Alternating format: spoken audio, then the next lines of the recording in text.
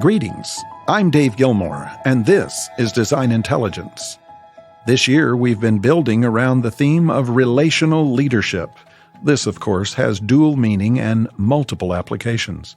Relational leadership can carry the meaning of being relatable, as in an interpersonal exchange where one relates or identifies with another.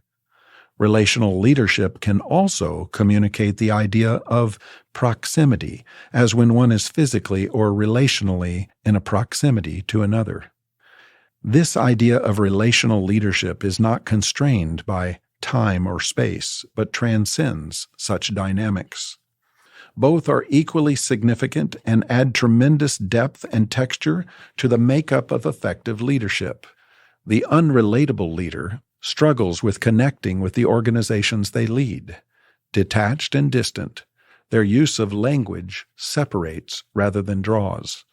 Often described as detached and out of sync with the organization, these leaders find leading difficult at best and burdensome at worst. Burdensome leadership is a drudgery and adds more dragging anchors behind the load already being carried.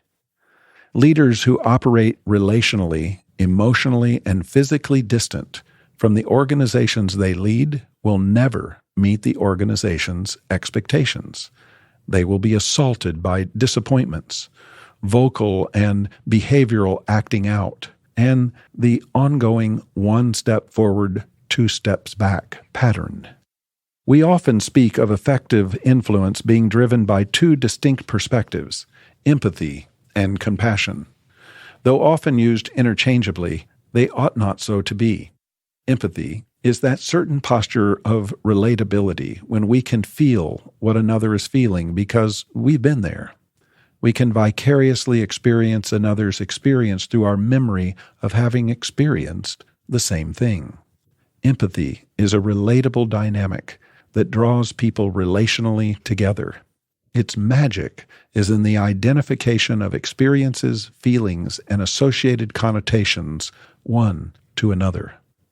Compassion is something the same and yet different.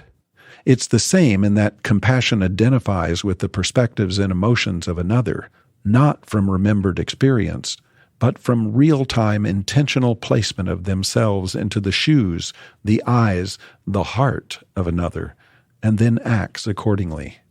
We often say that authentic compassion is actionable. Compassion is always actionable.